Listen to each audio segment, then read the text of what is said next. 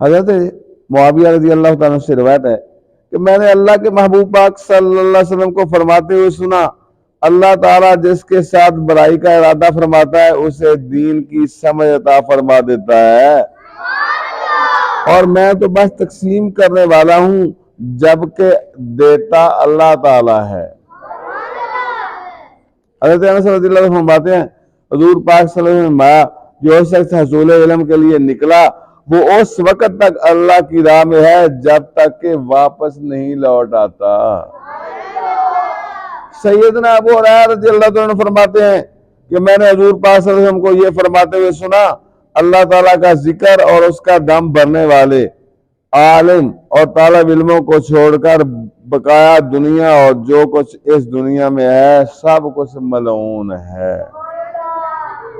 سیدنا ابو ہریرہ رضی اللہ عنہ فرماتے ہیں حضور پاک صلی اللہ علیہ وسلم فرمایا، جس نے علم حاصل کیا جس سے اللہ تعالیٰ کی رضامندی حاصل کی جاتی ہے، لیکن اگر وہ یہ علم حصول دنیا کے لیے سیکھتا ہے تو قیامت کے روز وہ جنت کی خوشبو بھی نہیں پائے گا۔ سیدنا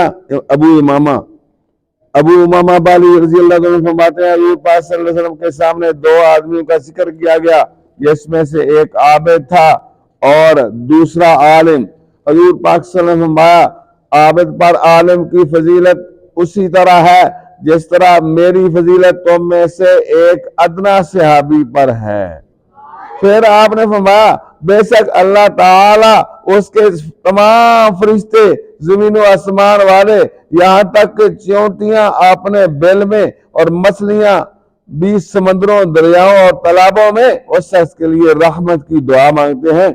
جو لوگوں کو بھلائی کی تعلیم دیتا ہے۔ جی پتہ چل گیا کہ جو ہم قرآن و سنت پڑھتے ہیں جس سے ہمیں بھلائی کی تعلیم نصیب ہوتی ہے اس کا مقام کتنا بڑا ہے۔ سیدنا ابو درداء رضی اللہ عنہ فرماتے ہیں میں نے اللہ کے محبوب پاک صلی اللہ علیہ وسلم کو فرماتے ہوئے سنا، جو آدمی طلب علم میں کسی راستے پر چلتا ہے تو اللہ تعالیٰ اسے جنت کے راستے پر چلا دیتا ہے، اور بے شک فرشتے طالب علم کی رضا کے حصول کے لیے اس کے پاؤں تلے اپنے پر بچھاتے ہیں۔ اللہ،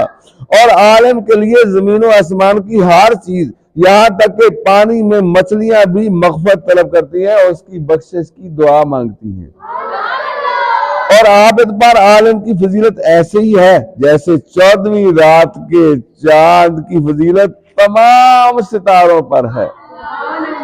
اور بے شک علماء انبیاء کرام علیہ السلام کے وارث ہیں، بے شک انبیاء کرام کی وراثت درم و دینار نہیں ہوتی بلکہ ان کی میراث علم ہے، پس جس نے اسے پایا اسے وراثت انبیاء سے بہت بڑا حصہ مل گیا۔ سیدنا عبداللہ بن عباس رضی اللہ تعالیٰ عنہ فرماتے ہیں کہ حضور پاک صلی اللہ علیہ وسلم نے فرمایا، ایک فقیہ علم کی سمجھ، ایک دین کا سمجھدار، دین کے علم کی سمجھ رکھنے والا، اللہ اکبر، وہ 1000 عابد سے زیادہ شیطان پر سخت ہے اور بھاری ہے۔ حضرت اور ایک روایت کے الفاظ ہے کہ ہر ایک شے کا ستون ہوتا ہے اور اس دین کا ستون فقہ ہے، دین کی سمجھ ہے۔ سیدنا انس بن مالک رضی اللہ عنہ فرماتے ہیں حضور پاک صلی اللہ علیہ وسلم نے فرمایا، علماء کرام زمین میں ان ستاروں کی طرح ہیں جن کے ذریعے بحر و بر کے اندھیروں میں رہنمائی حاصل کی جاتی ہے۔ اگر ستارے غروب ہو جائیں تو قریب ہے کہ مسافروں کو راستہ دکھانے والے رہنما بھٹک جائیں، علماء کرام نہیں ہوں گے تو عوام گمراہ ہو جائیں گے۔ جی میرے دوست، حضرت جابر رضی اللہ تعالیٰ سے روایت ہے کہ حضور پاک صلی اللہ علیہ وسلم نے فرمایا، علم 2 طرح کے ہیں، ایک علم دل میں ہوتا ہے اور یہ علم نافع ہے، اور ایک علم زبان پر ہوتا ہے، یہ علم بنی آدم پر اللہ تعالیٰ کی حجت ہے۔ اور ایک روایت میں ہے کہ علم 2 طرح کے ہیں، ایک علم دل میں راسخ ہوتا ہے، ایک علم زبان پر جاری ہوتا ہے، بس یہ علم اللہ تعالیٰ کے بندوں پر حجت ہے، اگر صحیح عمل نہیں کریں گے تو یہ ان کے خلاف گواہی دے گا۔ اللہ رب العزت مجھے اور آپ سب کو جو اللہ کے محبوب پاک صلی اللہ علیہ وسلم کی حدیث مبارکہ سے فیض حاصل ہوا، نور حاصل ہوا، اللہ تعالی ہمیں عمل کی توفیق عطا فرمائے۔ ہماری عقلوں کو بھی درست فرمائے، ہمارے دلوں کو بھی درست فرمائے، اور ہمیں اپنے دین کی سمجھ عطا فرمائے، اور آپ کے صدقے میں ہم سب کو اللہ تعالیٰ میٹھا میٹھا مدینہ بھی دکھائے۔ صدق اللہ العظیم۔